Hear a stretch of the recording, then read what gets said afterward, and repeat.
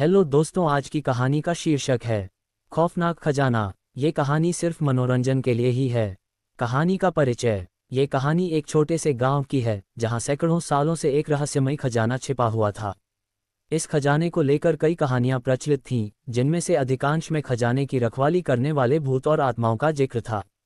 खजाने की खोज करने वाले कई लोग आए, पर उनमें से कोई भी वापस नहीं लौटा। गांव के बड़े बुजुर्गों का मानना था कि यह खजाना शापित है और जो भी इसे पाने की कोशिश करेगा वह मौत के मुंह में समा जाएगा। फिर भी लालच और जिज्ञासा इंसानों को जोखिम उठाने के लिए प्रेरित करती है, और यही कहानी है उन लोगों की जिन्होंने इस खजाने की खोज में कदम रखा। कहानी की शुरुआत यहाँ से है। गांव का नाम था कंचनपुर, जो पहले बहुत धनी और समृद्ध हुआ करता था। ये गांव एक समय में व्यापार का प्रमुख केंद्र था, जहां सोने चांदी और बेशकीमती रत्नों का कारोबार होता था। लेकिन एक दिन अचानक गांव में कुछ अजीब घटनाएं होने लगीं। गांव के लोग अजीब सपने देखने लगे, उनमें कुछ परछाइयां दिखने लगीं और रात में चीखने चिल्लाने की आवाजें सुनाई देने लगीं। धीरे धीरे गांव की संपत्ति गायब हो गई और वहां का व्यापार बंद हो गया। कुछ ही सालों में वह समृद्ध गांव एक खौफनाक जगह में तब्दील हो गया। गांव के सबसे बड़े बुजुर्ग बाबा रघुनाथ कहते थे कि गांव की यह बदहाली एक पुराने खजाने से जुड़ी हुई है। उनकी दादी ने उन्हें बताया था कि कंचनपुर में एक बहुत बड़ा खजाना छिपा हुआ है, जो गांव के शासक राजा वीर सिंह ने युद्ध के समय छिपा दिया था। राजा वीर सिंह का मानना था कि यदि वह खजाना दुश्मनों के हाथ लग गया तो उनका साम्राज्य खत्म हो जाएगा। इसलिए उन्होंने खजाने को एक गुप्त स्थान पर छिपा दिया और अपने विश्वसनीय सैनिकों को खजाने की रक्षा के लिए तैनात कर दिया। लेकिन दुर्भाग्यवश राजा वीर सिंह की हत्या कर दी गई और उनके सैनिकों की आत्माएं उस खजाने की रखवाली करने के लिए शापित हो गईं। कहा जाता है कि जो भी उस खजाने को पाने की कोशिश करता है, उसकी आत्मा भी उन शापित आत्माओं के साथ बंध जाती है। सालों बाद गांव में एक अजनबी आया। उसका नाम था विक्रम। विक्रम एक साहसी और महत्वाकांक्षी युवक था, जो खजाने की कहानियों से बहुत प्रभावित हुआ था। उसने सुना था कि कंचनपुर का खजाना अनगिनत दौलत से भरा हुआ है और यदि वह उसे पा लेता है तो उसकी जिंदगी पूरी तरह बदल जाएगी। गांव के लोगों ने उसे खजाने के बारे में चेतावनी दी, लेकिन विक्रम पर इसका कोई असर नहीं हुआ। वह मानता था कि ये सब सिर्फ अंधविश्वास है और कुछ नहीं। उसने ठान लिया कि वह खजाने की खोज करके ही रहेगा। विक्रम ने गांव में रहकर पुराने ग्रंथों और कहानियों की पड़ताल की। उसने पाया कि राजा वीर सिंह ने खजाने को गांव के पास स्थित एक गुफा में छिपाया था। इस गुफा को लेकर कई डरावनी कहानियां थीं। कहा जाता था कि वहां जाने वाले लोग कभी वापस नहीं आते। लेकिन विक्रम ने अपने डर को किनारे कर दिया और गुफा की तरफ जाने का फैसला किया। विक्रम अपनी तैयारी के साथ गुफा की ओर बढ़ा। गुफा गांव से करीब 3 मील की दूरी पर स्थित थी और रास्ता बेहद कठिन और खतरनाक था। रास्ते में विक्रम को अजीब अजीब आवाजें सुनाई दे रही थीं। कभी उसे लग रहा था कि कोई उसके पीछे चल रहा है, तो कभी ऐसा महसूस होता था कि कोई उसकी ओर घूर रहा है। लेकिन उसने इन बातों को नज़रअंदाज कर दिया और अपनी यात्रा जारी रखी। गुफा के पास पहुंचते ही विक्रम को वहां की घबराहट महसूस हुई। गुफा का मुहाना बहुत संकरा था और उसके अंदर से ठंडी हवा आ रही थी, जिसमें अजीब सी गंध थी। गुफा के आसपास का माहौल बहुत ही भयानक था, जैसे कि वहां सैकड़ों सालों से कोई न आया हो। विक्रम ने अपने दिल की धड़कन को शांत किया और गुफा के अंदर जाने का साहस जुटाया। गुफा के अंदर का दृश्य बेहद डरावना था। चारों ओर अंधेरा छाया हुआ था और सिर्फ विक्रम के हाथ में पकड़ी मशाल की रोशनी ही उसे रास्ता दिखा रही थी। जैसे जैसे वह अंदर बढ़ता गया, गुफा की दीवारों पर कुछ अजीब निशान दिखने लगे। ये निशान किसी तरह के तांत्रिक अनुष्ठानों के प्रतीत हो रहे थे। दीवारों पर बनी आकृतियां डरावनी थीं, जिनमें खून के छींटे भी दिखाई दे रहे थे।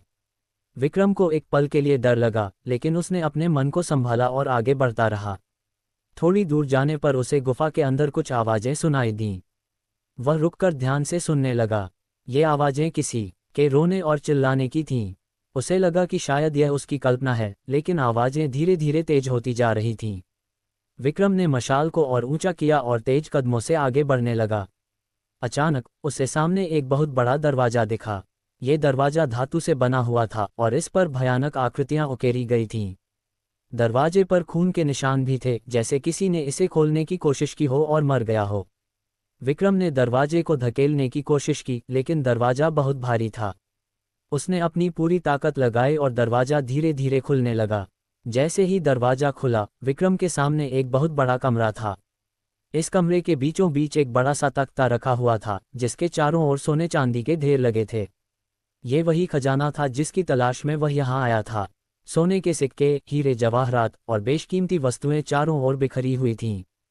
विक्रम की आंखें चौंधिया गईं। उसने कभी भी अपनी जिंदगी में इतनी दौलत नहीं देखी थी। लेकिन तभी उसे वहां कुछ अजीब महसूस हुआ। कमरे में अचानक ठंड बढ़ने लगी और हवा में एक अजीब सी गंध फैल गई। विक्रम को ऐसा लगने लगा कि वहां कोई और भी मौजूद है। वह पीछे मुड़ा, लेकिन वहां कोई नहीं था। उसकी धड़कनें तेज हो गईं। उसे महसूस हुआ कि उसकी हरकतों पर किसी की नज़रें हैं। अचानक उसे अपने पास कुछ आवाज़ें सुनाई देने लगीं। ये आवाज़ें किसी के कानाफूसी करने की थीं, लेकिन वह शब्दों को समझ नहीं पा रहा था। विक्रम ने दौलत को अपने बैग में भरना शुरू किया, लेकिन तभी उसे अपने कंधे पर किसी का हाथ महसूस हुआ। उसने तुरंत मुड़कर देखा, लेकिन वहां कोई नहीं था। अब उसकी सांसें तेज हो रही थीं।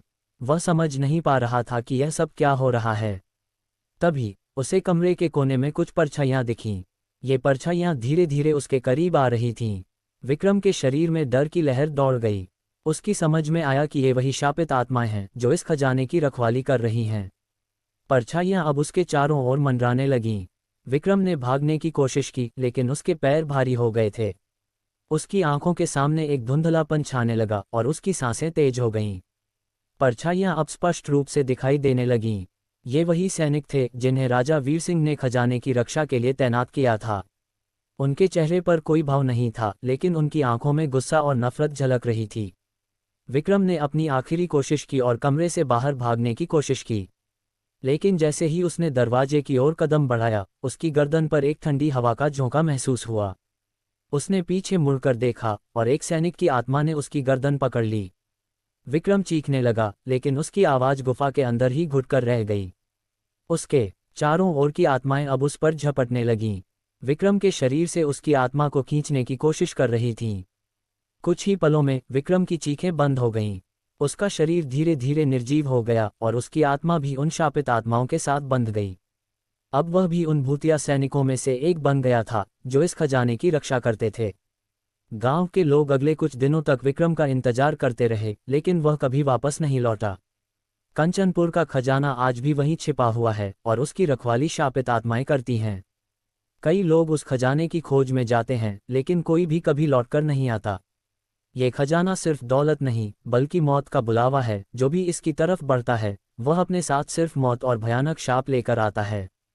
और इस तरह कंचनपुर का खौफनाक खजाना आज भी अपने शापित रहस्यों के साथ छिपा हुआ है, इंतजार कर रहा है अगली शिकार आत्मा का, जो लालच में अंधी होकर उसकी ओर बढ़ेगी।